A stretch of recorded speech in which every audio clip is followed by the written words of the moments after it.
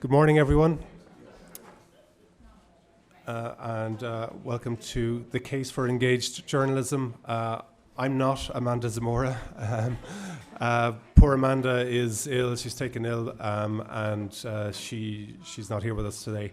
Anyway, we'll carry on. So this is about engaged journalism, and very often when you attend panels about engagement, in management speak, that means how you get more traffic to your websites or how you build your user base. This is not that. It's, as David Bowie described in that 99 interview, it's about the grey space between user and provider. And it's really about how you bring your audience and your communities into your journalism to strengthen that journalism. And one of the points we'll be discussing is whether we're at that point of a renaissance in journalism now, where crowdsourcing and engagement becomes part of what we do in storytelling and in doing good journalism. With us today are Josh Stearns, who leads the Geraldine R. Dodge Foundation's Journalism Sustainability Project. That's focused on developing new revenue models for local news rooted in community engagement and creative collaboration. Beside me we have Mary Hamilton, who's executive editor of audience at The Guardian, and she helps maximize the reach for Guardian's work around the world, but also builds meaningful relationships between Guardian journalism and its audience. Larry Macaulay, founder, host and presenter for the Refugee Radio Network, a platform organized by refugees for refugees in Hamburg in Germany. It was founded in 2014. And myself, I'm Malachy Browne. I'm managing editor of Reportedly.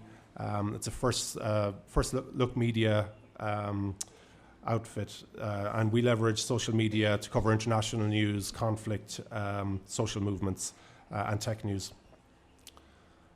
So we're going to get started with presentations. Josh is up first.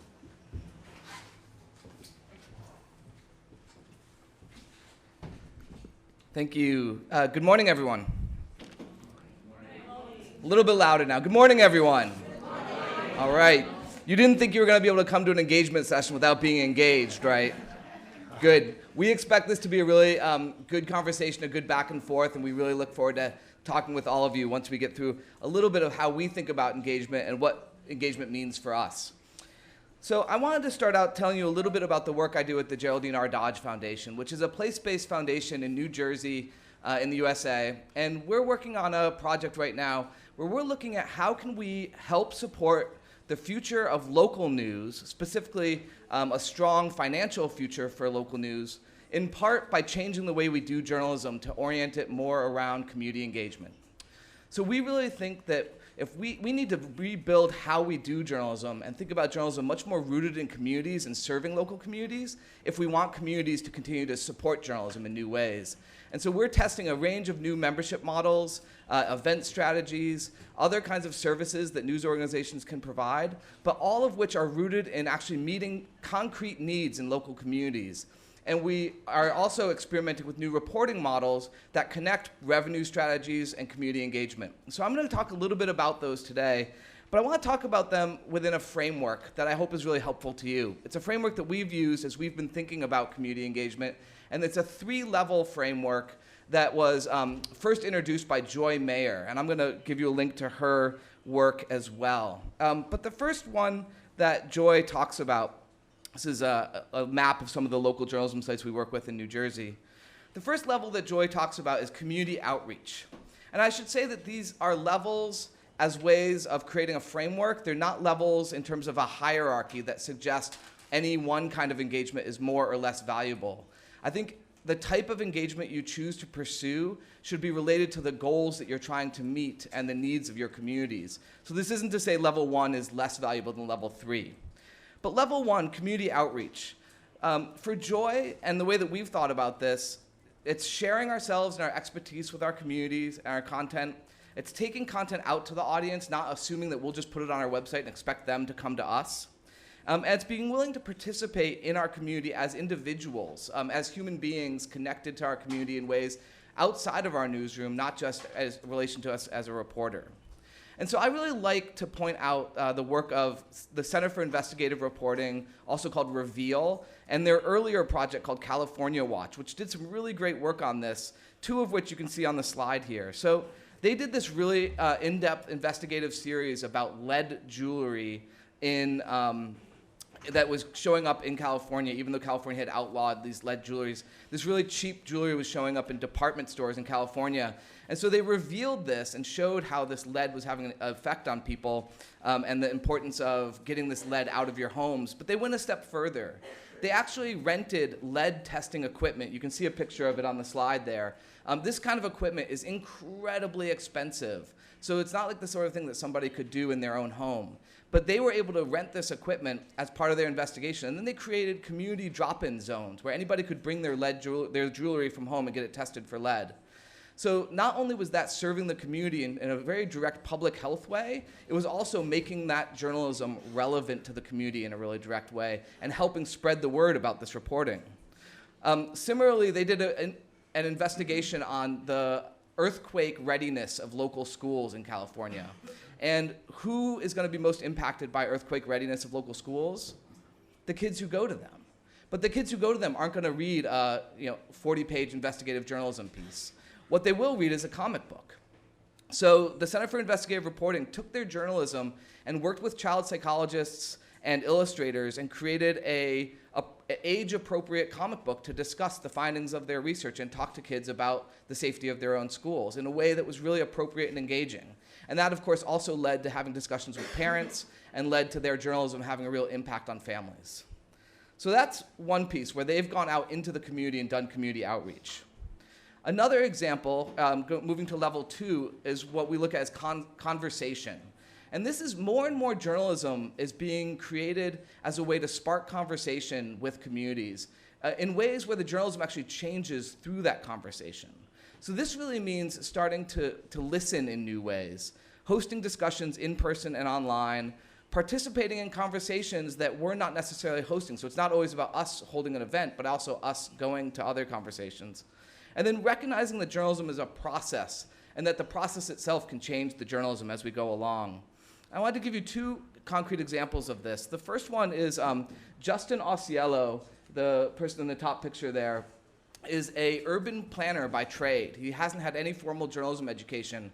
And he created a Facebook page just before one of the big hurricanes hit the New Jersey shore.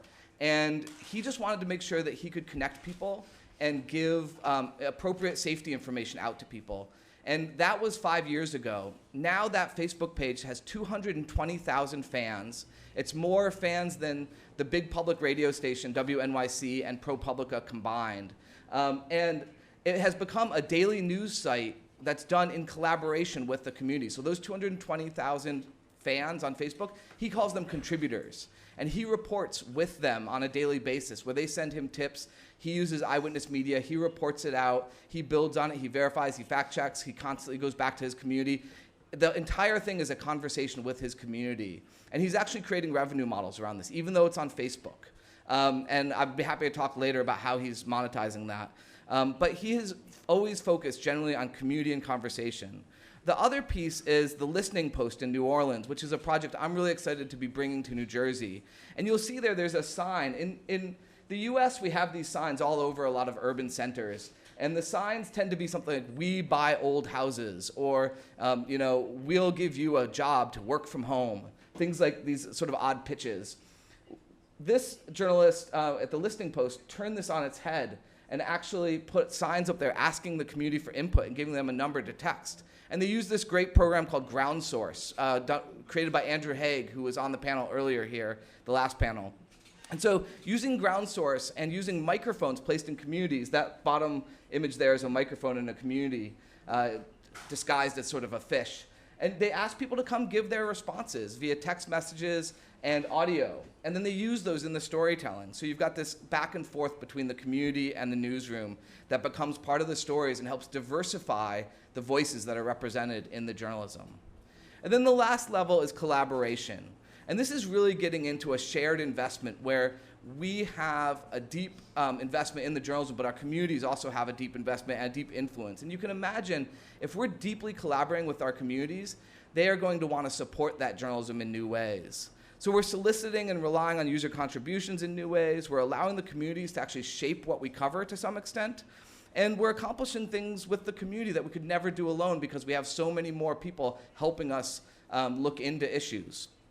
And so I've got 3 examples here I wanted to point out to you. One was actually discussed in the last panel for those of you who were here at Capital Public Radio.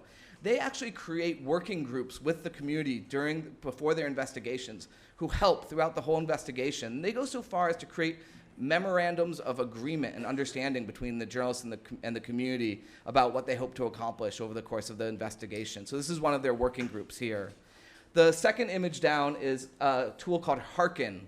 And Hearken is this public-powered, curiosity-driven journalism platform that uses questions and curiosity from the community to help drive the reporting, but also brings community members out on the reporting with them. It's an amazing, amazing project. And we're just bringing that to New Jersey as well during some of our work. I'll post a link to all of that soon. The last one I wanted to point out is Radio Lab, a podcast some of you might be familiar with, hosted at WNYC in New York City. And Radio Lab actually, this is a kit to build a soil sensor so that anybody across the US could actually test the temperature of their soil to track an insect that was growing across the US, cicadas.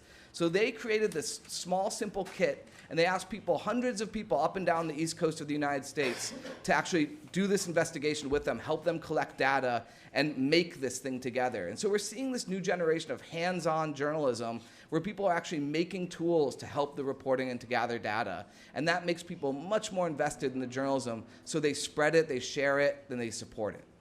So those are the pieces I wanted to talk about for what we're experimenting with, and give you the sort of 3 levels as a framework for how you might think about your own journalism and where different kinds of collaboration and community engagement fit in that. Thanks a lot.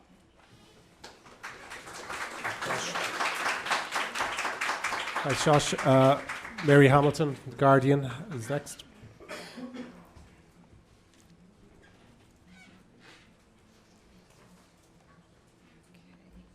Give me 2 seconds while I find my presentation. If you just hit enter, it should automatically go on to the next slide.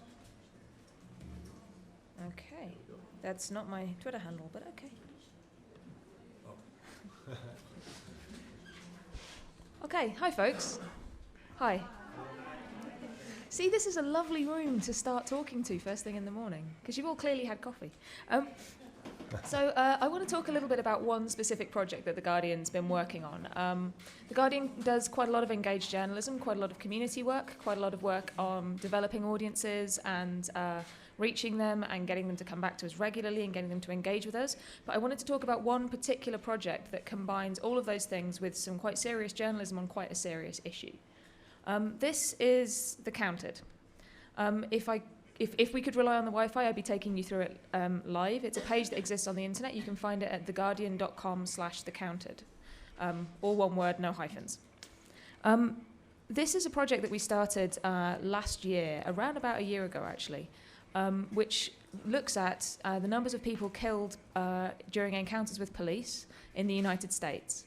And the reason that we started to look at this project is as the protests began to really kind of raise awareness of the issue of young, especially black and especially men, people being killed by the police in the US in sort of 2014, 2015, it also became clear that the US doesn't actually keep any national statistics on the numbers of people killed in this way or killed during these encounters.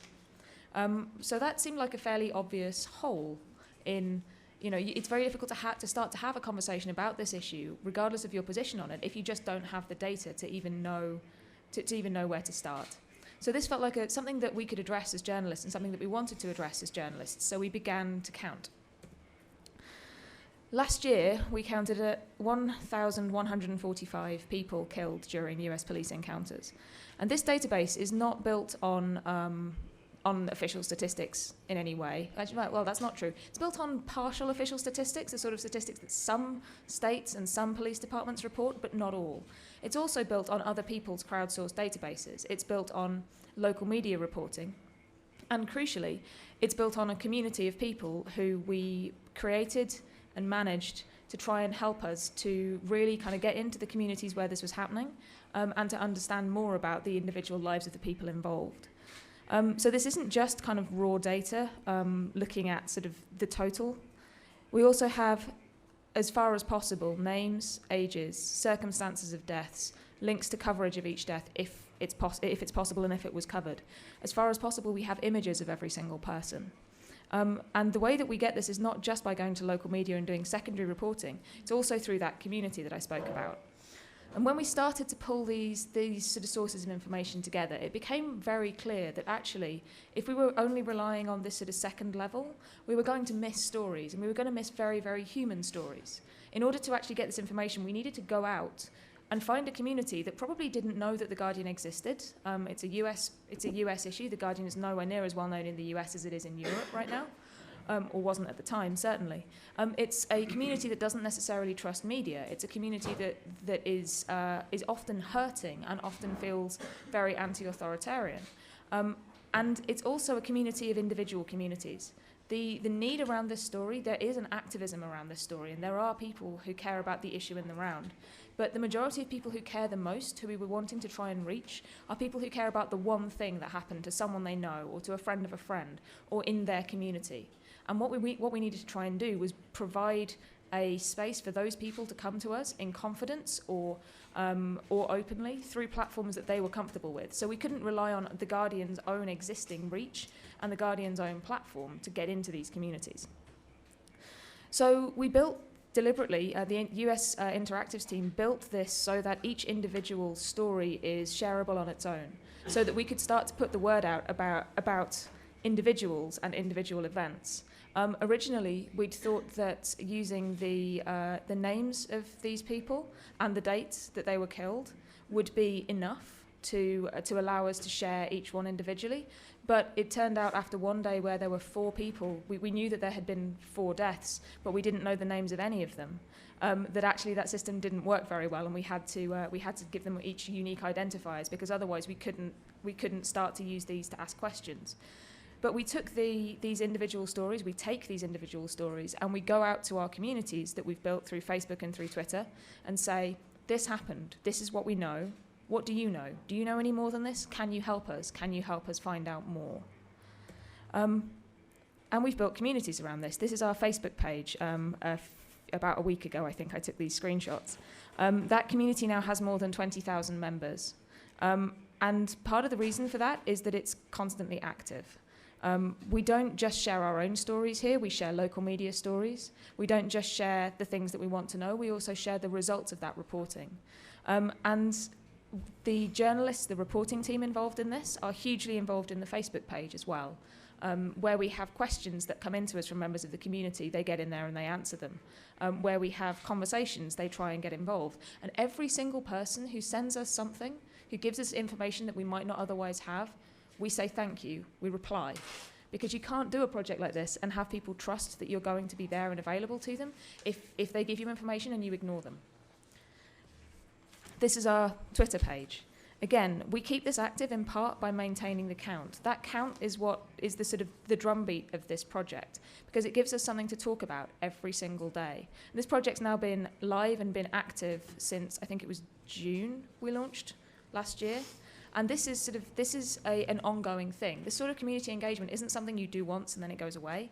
It takes time, it takes resources, and it takes genuine planning ahead so that there is something to say every single day. There is a conversation to be had, because this is an issue that doesn't stop.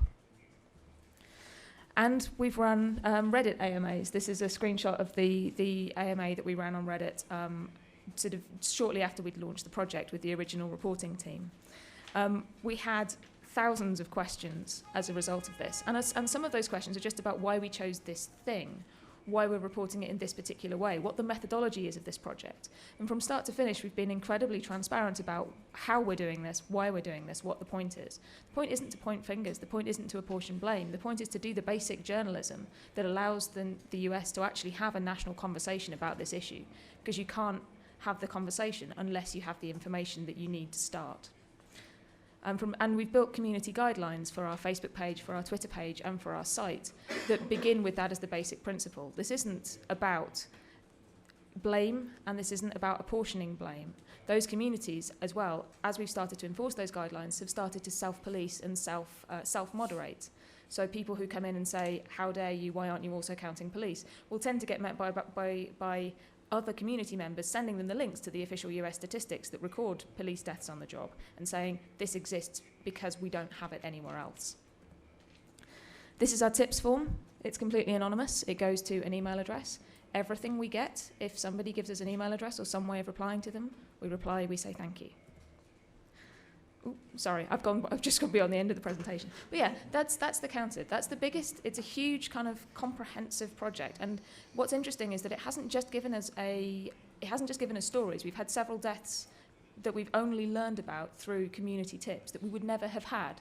We would never have known about these things. They would never have gone reported or commented on if it weren't for our community talking to us and us listening and them trusting us enough that we would do something positive with that information, something that was meaningful and something that was important. And it's also true that we've been able, through that work, to get those stories out to communities that we couldn't have otherwise reached. It's a virtuous circle. This isn't just about maximising the reach of the story, it's also about maximising the way that story reaches people and improving the journalism at the same time.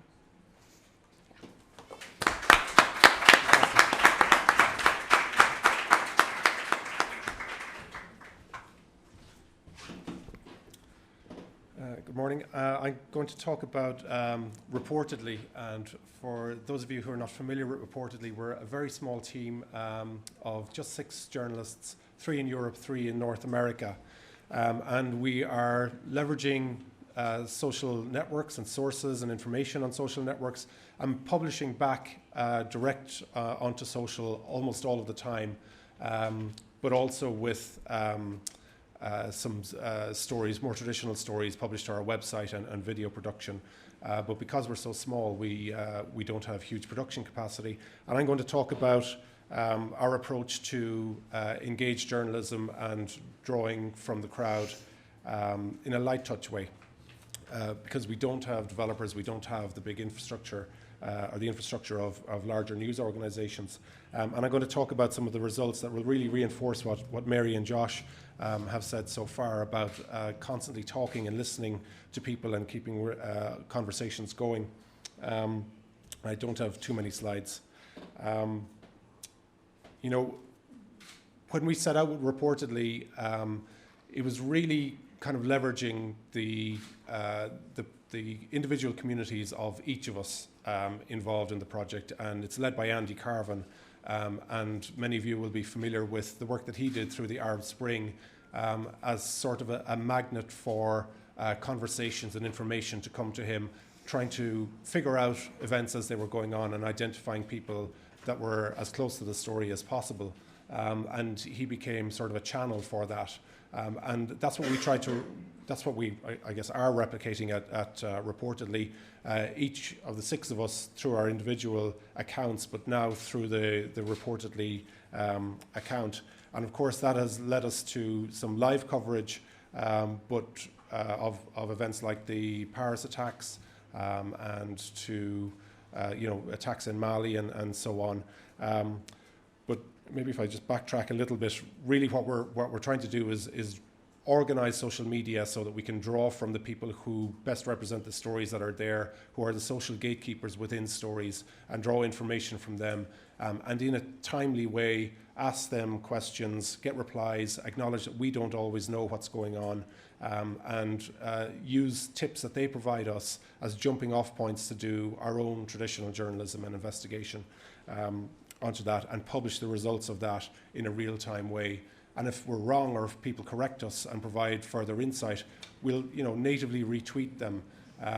We're operating in Twitter very often, also on Facebook, and it's Twitter in particular is understood as a public medium, and unless your account is private. And that enables us to, I suppose, elevate the voices of people who are there.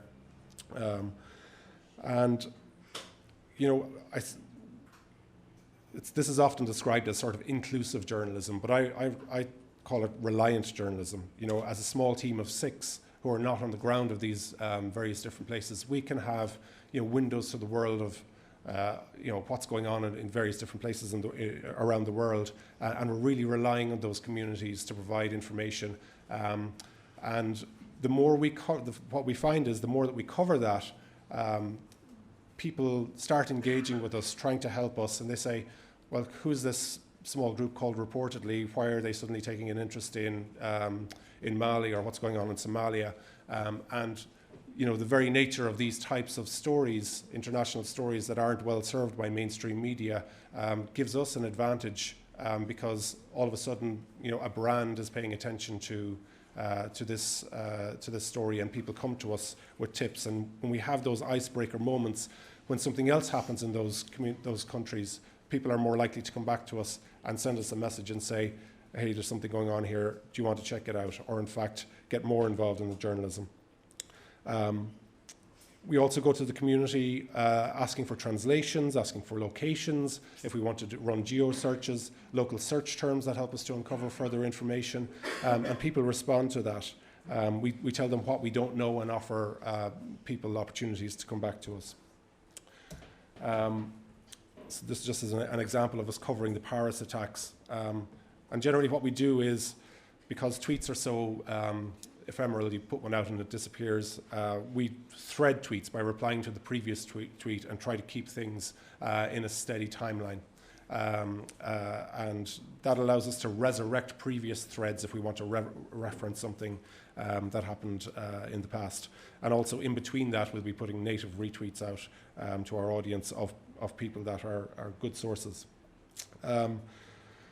And this is all well and good in sort of live situations where you're drawing from the crowd, but for me, the gems of stories come from when you establish relationships with people, again, through social channels or through secure channels of communication.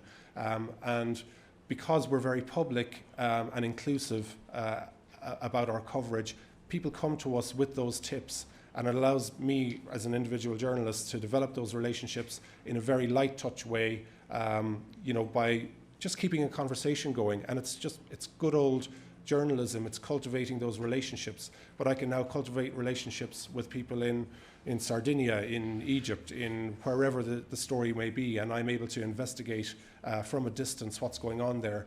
And then that helps us when we go on the ground to Calais or to Lesvos, because we've been publicly covering those stories and including people from the communities who are there at the grassroots of those stories, and really helping out the NGOs, the activists, the volunteers, as well as refugees.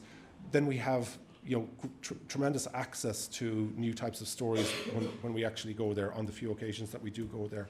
I'm going to talk, a little bit just about one of those examples when somebody came to us with a leaked cable of an arms shipment from Italy to forces that were bombing Yemen. And I'm going to explain that in a panel later on, go through the step-by-step process of how we prove that later on this evening. But as a result of that initial investigation, there was pickup in Italy about it, and people started coming to me on Facebook and on Twitter, and to Reportedly on Twitter, saying, we knew this was going on, now we have proof, thank you very much. And it created a community of politicians, of weapons monitors and experts here, of local people in Sardinia, that allowed us in real time to track 2 further shipments of those bombs from Elmas Airport in Sardinia, people on the tarmac, arms monitors checking the types of bombs that were photographed on the tarmac, me working with flight radar to monitor where it was going to a military airbase in Saudi Arabia. And we, in fact, through contacts in Human Rights Watch, found evidence of those very bombs on the ground in Yemen, so we knew they were being used by RWM Italia is the name of the company in Sardinia. And of course, Amnesty in Italy got involved and checked the legality of this, and believed that it contravenes not only Italian law but European and international law, given what's going on in Yemen. But that's just one example of several stories that we have, and maybe I'll tweet out a few more. I've tweeted 1 or 2 already, and actually this is us tracking it at the time. And I wouldn't have known about that were it not for the community, who 2 separate people through private channels sent me just a tip off that this was happening, and it allowed us to examine all the content from there. So that's just one example of the results.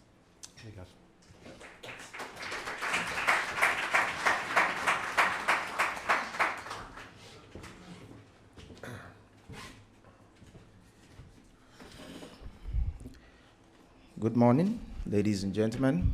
Buongiorno tutti. I've engaged with you. I'm going to engage with the guys in the booth. Will you help me with my trailer? Is it possible?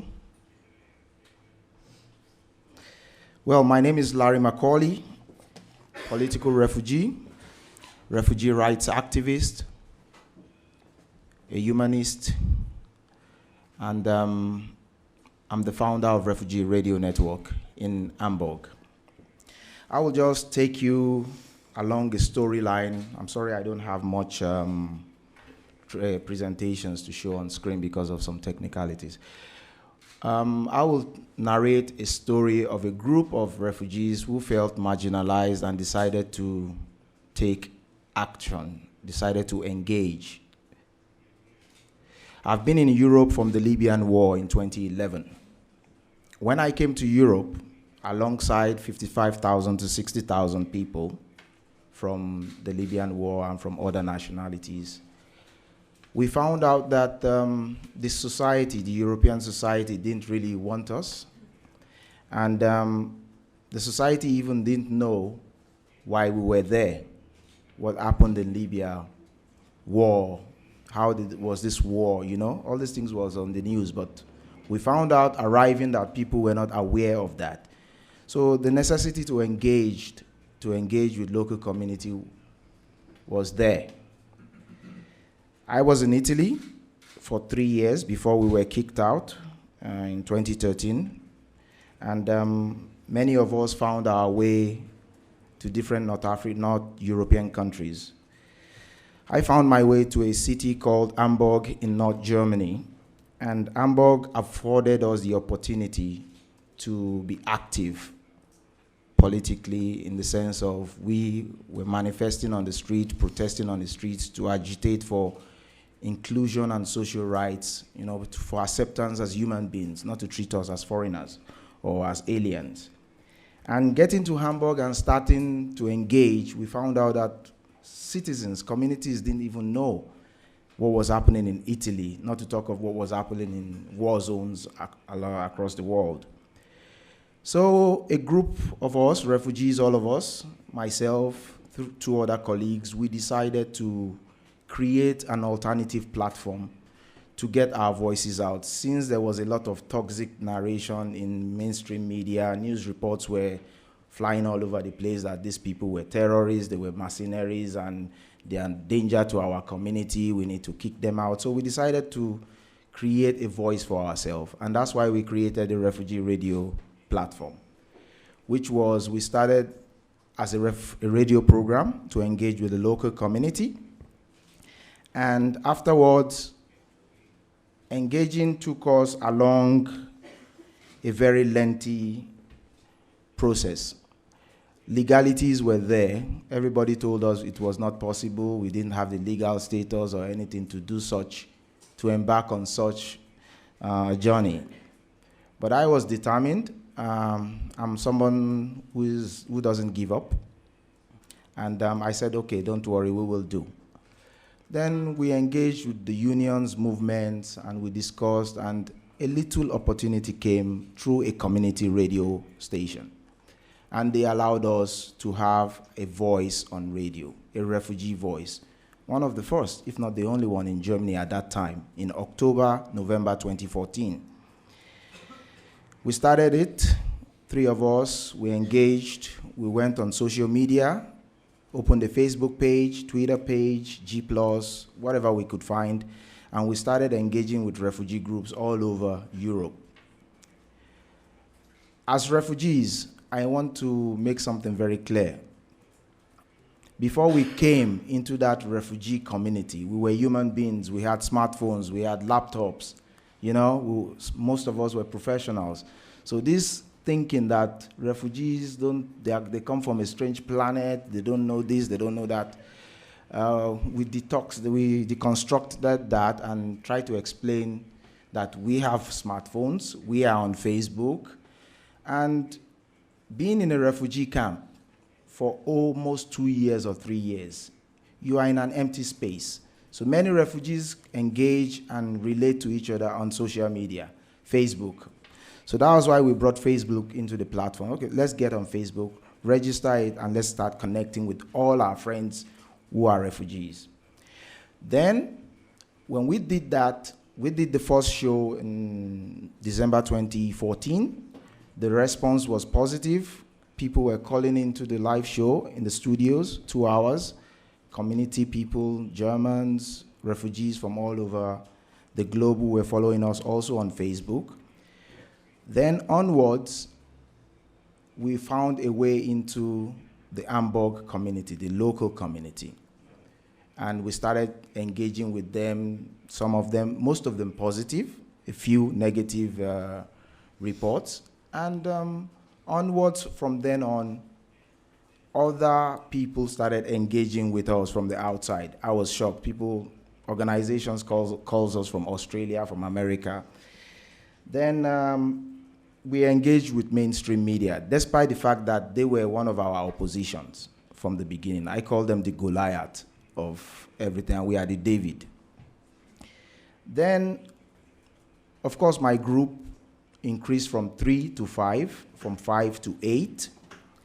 And we started getting reports about refugees in refugee camps, because at that time, this was before the explosion of the refugee thing, of the migration thing.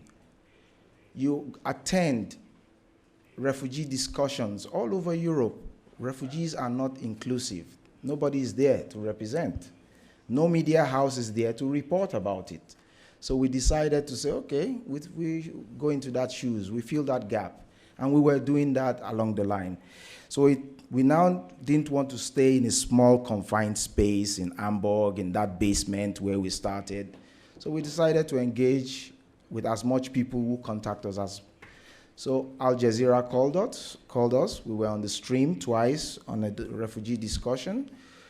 Other media outlets started calling us, NPR, The Takeaway Show, Deutsche Welle, Radio France. So that's how we took Refugee Radio Network, a small project, into the mainstream so that the expansion can grow. As of today, we syndicate across Germany on community radio senders, which we call free radios or community radios, in 7 localities across Germany. We have an online stream we developed ourselves by Refugees for Refugees, and we are broadcasting online stream 24 hours a day on the internet. For me, it is very important to note that as refugees, the borders are everywhere in our lives. Everywhere we go, we face discrimination of one sort or the other, even in the media, even as I speak. So it is very important for me to be visible, for us to be visible and continue to empower ourselves as refugees, and also to engage with people and deconstruct this fear that lies between the migrant and the others on the other side. So this is why we have decided to act, because if we did not act by starting this small project in Hamburg, I will not be here today. So I have engaged with as much people that reaches out to me, and I'm trying to engage with more. Be that as it may, we have a followership. We are not so big also, because we started in 2014. We don't have money.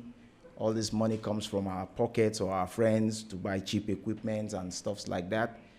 But we tried as much as possible to reach out, and the following is growing as we speak on a daily basis.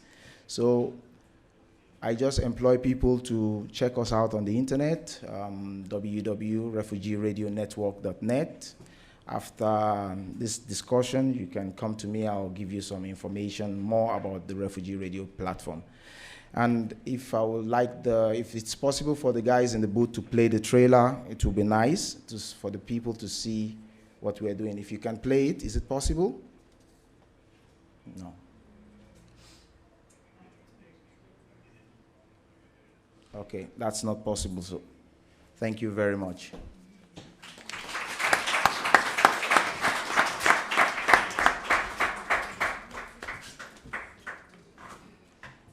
So we've got about 40 minutes left, and we'll have a little discussion here with the guys, and then very quickly open it up to the floor for questions. As I said in the intro, engagement still very much means growth within newsrooms, and these examples show how the return on that true engagement, the investment of true engagement, happens. How do you justify the resources within newsrooms, or what's your advice to other newsrooms? Maybe Mary first. Well, I think there's one. Hang on, is this on? Can you all hear me? Good.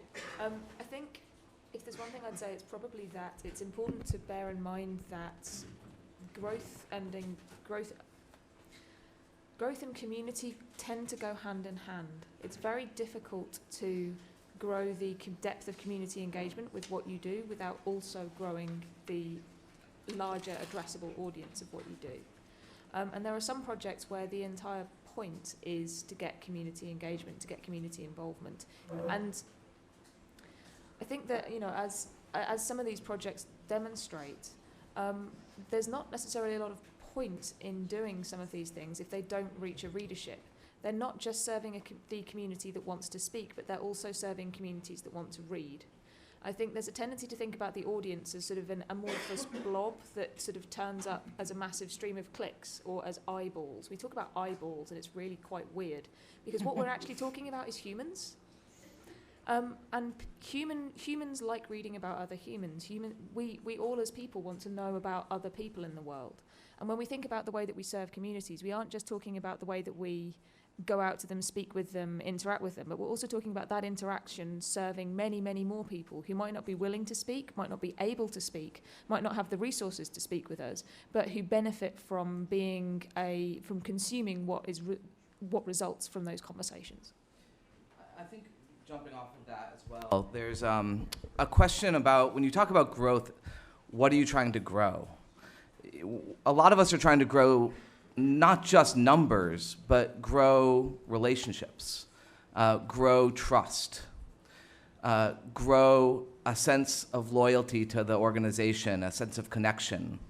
And I think that community engagement can grow numbers, but it also grows these other things, which are relationships with the news organization that make people come back, that make people feel a level of trust, that make people want to become members, that make all these other things happen as well. And so when we talk about growth, we need to talk about these other aspects of growth too.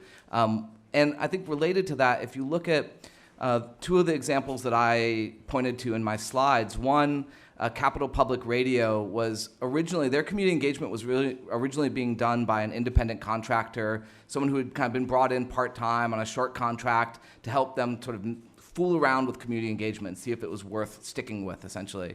And after her first project with them, they were so blown away by the diversity of new voices of people who were being involved in the journalism, as well as the new communities they were reaching because of this work. They were reaching, this is a public radio station that didn't traditionally have deep reach into diverse communities in the area where they were. And they were all of a sudden being read and trafficked by a whole different set of readers. And similarly in Chicago, where the Harkin platform was originally created as Curious City, Curious City was something like only 15% or less of the stories that the WBEZ, this radio station, did, but it was something like 70% of the most popular stories that they did. So these folks, these stories are not just good journalism, but they're deeply popular, and people spend a lot more time on site because they feel really engaged with them. So we can talk about lots of different kinds of metrics, but all those metrics, I think, are ways of looking at whether we're building strong communities. And Larry, from the reverse perspective, you founded your community because there was nothing that was serving you, but also you weren't being heard in the mainstream media. Did the goals of what you were trying to achieve change as mainstream became interested in engaging with you? Yeah, well, as a community, a new community in a new community of Europe, we are people of different colors, different cultures, different education, different integration. So it's very important that we engage with the other side, which is the community. And When we started, there was nothing, like I said. But now, mainstream media has shown interest, and we must continue to be in that shoes, in that space, and continue to push and fight so that the negative reports that we still see in mainstream media. We woke up to the new year of refugees raping Europeans, and everybody believed that. So it's very important that we continue to engage with mainstream media to change a little bit or to take it down. Don't project things from most people. I've seen reporters, journalists, professionals who call themselves professional journalists. They just called me on telephone, Refugee Radio, we want to do an interview with you. They didn't even go to the website and research. They asked me things that is already, information that are already there. So I now start to re-educate them, about things. So it's very important that we engage. And are there news organizations who you've established regular contact with? We heard the importance of conversations, of maintaining those conversations. Yeah, regularly we get invitations to talk on Al Jazeera sometimes. At the moment, we are much more focused on community radio because we are in local community. We are not in the world. I'm in a local community in Hamburg. So it's very important for me and refugee groups in every city to have a voice in that community that they are, so that we can bring all this together into one platform. That's the idea. Okay, fantastic. We heard, moving from newsrooms strategy to individual journalists, we heard yesterday in the panel that you were in, Mary, Matthew Ingram talking about the reluctance of journalists to engage with comments, with readers, that sort of thing. On an individual level, how do you get the buy-in? Sometimes it's quite hard to persuade journalists there are things they might not know. It shouldn't be, given our jobs, but there we are. I think sort of getting buy-in from the newsroom is in part about deciding the stories that you actually want to tell and being able to be involved in the planning process as early as you possibly can around to try and think about how we can tell stories more effectively in the right forms that work for the people that we think we want to consume them. A lot of stories start with the story and then we think about the audience. I think some of the best community work starts with the audience and then we think about how we're going to tell the story, how we're going to bring those people into the work that we do. Some of the best stories start with a tip-off, and every journalist's been in that situation where an unexpected source has given you an unexpected piece of information and it's got the potential to turn into something enormous. And the internet's given us the capacity to broaden the potential network for any journalist, to broaden the potential number of people who might have that unexpected piece of information and might give it to you. But it's also made it even more important for it to be clear that as a journalist you are available and that you can be trusted with that piece of information. And I think a lot of what we talk about actually comes back to that issue of trust. The newsroom has to trust that this process is going to be solid, that it's going to result in good journalism. The people who are involved at the other end need to trust that as a journalist you're going to do something with that information and that you're not going to, that you're going to give them credit for their contribution, that you're going to engage with them as part of a longer process, that this won't just be something that they throw into a void. And so as a journalist, it's your job, I think, to carry that trust and to be available and to be able to be trusted. We are all creatures of habit, and sometimes those habits create a sense of narrative about our relationship with communities that are self-reinforcing.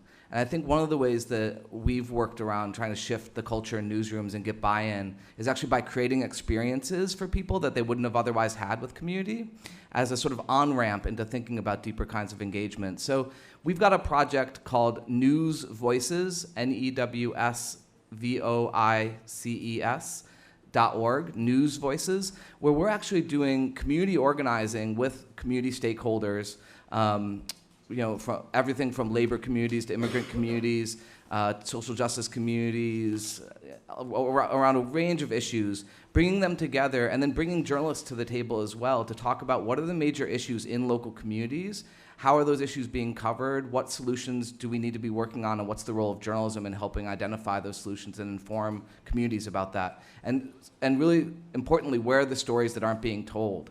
So for journalists who come, they see communities that care deeply about the future of their place and their community, and they see people who care deeply about news and information, even if they are frustrated with it. And we create a dialogue back and forth where communities are really empowered to help give journalists a sense of not just we're frustrated maybe with the coverage that we've gotten, but we also understand we need you and we want you more deeply engaged with us. And it's a really creative and productive dialogue that's turning out some amazing new connections and collaborations between newsrooms and communities. And many of these are really, really traditional newsrooms who had never really thought about going down this road before. But all of a sudden they're seeing the value of communities, and they're seeing that the communities aren't scary. These aren't angry people yelling in the comment sections. These are people who care deeply about being informed and deeply want to work with news organizations. Malachy, I'm interested in your answer to that question. Yeah, I think trust is the key point, and also a willingness to spend time on a story. And I think that the best stories that we have done over the last year have been people who realize that we're paying attention to those stories, cover them maybe in a light touch way from day to day. But again, by organizing like just a simple Twitter list of people who are in Calais in the refugee camp, you get the pulse of what's going on there every day. And then we can push that out to our community and maybe write a story about it. But it leads to somebody sending a DM saying, hey, they're rounding up hundreds of people and flying them to the far reaches of France on airplanes, and then being able to, they trust us to do our journalism to investigate that story and uncover it. And just countless examples of that. And I think as well also thanking people publicly, provided they want to be thanked.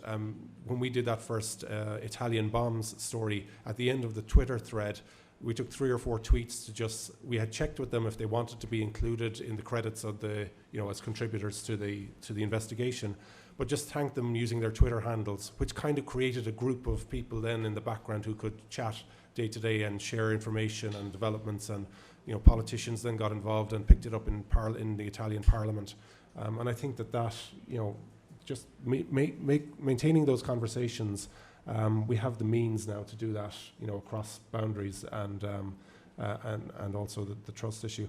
I will also say that, some of this is, I think Amanda would have touched on this were she here, is scalable, the crowdsourcing side of it, that you can bring technology to bear. And I remember they had a treasure trove of 47,000 documents that they FOI'd and put that out to the public. And they put rules around. What they asked the public to do was to extract dates and numbers and I think the local state or the local organization that were getting federal funding around something. And they invited people to contribute to that because the documents that they were provided weren't text readable. And thousands of people contributed, but they put rules around it that they had to have 3 people providing matching numbers so that it couldn't be altered in any way, and I think that there are clever ways to leverage the crowd in your community in investigative stuff as well. So we'll open it up to the floor.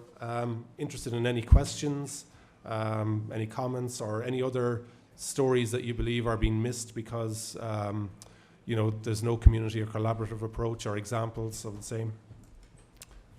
We get a microphone down there, please. Thanks. Yeah. Sorry. I'd like to ask 2 questions, and I appreciate all these efforts. They sound very, very exciting, and I'm going to focus a little bit on the negative right now. First, number 1 is, how do you deal with disinformation in your community? People who are deliberately providing information that's incorrect, and you're counting on them for reporting. Is there a way to think about verification of your community info? The second question is about, it actually stems from an anecdote in my family. My daughter heeded a call from a German woman to knit hats for Syrian refugees.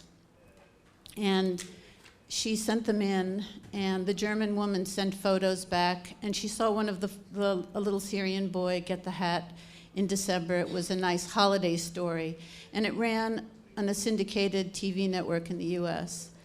And what was most surprising was the community reaction in some of the communities was extremely hostile. And I'm sure Larry might be able to identify with some of this. So is it up to the news organization, when you're getting this kind of angry feedback, to be responding? Because they didn't. And I'm just wondering, are there best practices for engaging when the feedback from the community is actually quite hostile? I can speak to the verification of information and then maybe open it up. For me, if somebody is coming through to us, through a tip phone or through anything else, you do what you would always do. You check who they are, find out, and now it's possible to find out a lot about people who are online, who have online presences, particularly if they're reaching out on social. And you can examine, what they've said about things in the past or how they're describing things right now. And there was a classic example that Josh demonstrated yesterday during the San Bernardino shooting, where somebody claimed to be there and witnessing the event as it unfolded, and it was clear from their timeline that they absolutely weren't there, and even how they were describing it. So everything from the language that people use to what their recent history is, and any agenda or bias that they do, and then checking with other people if you're suspicious. Who's your second source? Who's your third source? Same old rules. Maybe any other examples? Responses? Well, 8 mails or whatever, I've received many, and I just deal with it as normal. But there's also a lot of disinformation by every media house. So I think it would be nice to have investigative journalists or a program that always checks on. I think the BBC used to do it at one time, but they check on each other, like a check and balance, that if like Al Jazeera or one big media reports something that is not true, another media house can pick on it and say, that's not true. We're there at the same time and we didn't see something like that. I mean, maybe that will, make people much more informed about what's going on. But, well, everybody has got its own opinion to respond positively or negatively, but it depends on how we deal with it. So that's my catch on it. I think, so on the verification point, yeah, you always verify everything. Always. Nothing ever goes up unless it's properly checked, and ideally cross-checked. You verify the information, you verify the source. And if you find that there is a community member who is routinely giving you information that you can't trust, then most communities have modes and methods for dealing with that situation. Often you can ban somebody. You can potentially add an email address to just a list that basically says, don't ever trust anything this person says, which is fairly harsh. But if you have essentially a provocateur within your community, then that ends up being, probably the only way to really make sure that that doesn't turn into sabotage. In terms of the way that we moderate communities, there's a lot of news organisations have, I guess, what you call debate communities around just everything that they do. One of the things that we do on The Guardian is we try to pick and choose where we open comment threads, for example, in order to minimise the potential for abuse, but also to make sure that we can be part of those conversations as much as possible, to make sure that we can moderate them, to make sure that we can kind of stay on top of what's being said, and engage with that and respond to that as and when necessary. And it's something that we're not perfect on this. I don't think any news organisation is perfect on this, but I think it's absolutely crucial to try to manage and maintain and moderate conversations that are being had, especially on issues where there is a great deal of emotion prompted and potentially quite visceral reactions. And I think it's important for news organisations to think about the conversations that we want to have, conversations that we want to host, the conversations that we want to be part of, rather than opening up everything to everybody. The last point I would make is one of the reasons I like looking at this issue through a couple of layers or levels, like I laid out in my slides, is because it's really easy for people to hear us up here talk and think that we're saying all journalism should look like this. And that's not what we're saying at all. That's the straw man that often gets held up. But in reality, what we're saying is that there's not enough of this, and we think there's a huge potential for more journalism that looks like this. But that doesn't mean that we eclipse or throw out important values like verification and getting it right, nor does it mean that we're going to investigate the mob through community engagement, right? I mean, there's always going to be stories that we have to do in a different way. And the same way we wouldn't do snowfall for every single story in terms of thinking about technology, we wouldn't do every story with engagement as well. So I think it's important to think about engagement as part of our tool set, a tool I think that we've underutilized in a way of building relationships that is really is necessary now, but it's not the end-all be-all either. That's a good point. Hi there, I'm Maggie Murphy from Transparency International, the anti-corruption organisation. You stole the question out of my mouth about verification. We have reporting centres in about 60 countries where we have to deal with trying to figure out whether reports are actually legitimate or not. I think you've talked already about that. It'd be interesting to know whether you'd face any libel challenges as well. But another question is, you've been talking about some communities that are ready and willing to be engaged. Some of the stuff that we deal with, thinking about Panama, the Panama leaks at the moment, there's a lot of information. It's very, very technical. It's really difficult to communicate stuff to communities and engage with communities. Do you have any stories or have you tried to engage on issues that are just really, really difficult to communicate and difficult to engage communities? It's almost coming at it from the other way. I can speak a little bit to that. Prior to the work that I'm doing now, I spent 7 years working in national campaigns around press freedom and also internet freedom issues. And a lot of what we were doing were talking about really wonky technical policy issues about how the internet is regulated, which if you go into a community and you try to get them to care about how the internet is regulated, it's really hard. And they don't necessarily understand net neutrality and some of these other issues. But if you start not by trying to convince them, but by listening and actually hearing about the things that they do care about, and then building bridges between the issues that you're working on and the things that they already care about, you can find a really fertile ground where you actually begin to learn a little bit about how the blind spots you have and how you speak about things, and the community can teach you to speak in a different language that's really rooted in their everyday experiences and how those issues relate. And so sometimes Mary, you said something earlier about listening and humility, and I think there's huge power in that, and sort of starting with the people and then trying to find your way. And it takes a long time. Sometimes it's a slow process, but finding your way to these other issues via their own concerns and issues. Yeah, I think there's also something to be said for asking your community what questions they have. So this is something we're doing on the Panama Papers. We have a call out open for community responses, at genuinely saying what questions do you have about this, about the impact that it might have, about even the journalistic process that's been gone through to get here, about what happens next. And I think opening up and letting yourself listen to the questions your community has can sometimes be a really interesting way into those topics that are very difficult to explain. Because sometimes the questions that the community have are quite different to the questions that journalists are already asking. And being able to kind of open up your commissioning process, I guess, to interrogation from the audience can be quite powerful. And John Crowley gave a great example of a type of dense story that might be similar to Transparency International stuff, where they broke down what Greece owes and when, and had 360,000 unique views on that particular story because they made a really nice graph of it, broke it down, made it interactive, and there were other similar lessons from engagement of readers over the course of the week. And then people who don't want to be engaged, for instance, as source. Some people don't understand what's public, what's private on social platforms, and I've had several instances like that where, you might contact somebody and then they realize, the information I put out is public. They might be in Sierra Leone or somewhere and fear reprisals. So you just have to be cognizant of that as well, and always try to get people onto secure channels. I think we have to wrap it up from there. Thank you very much.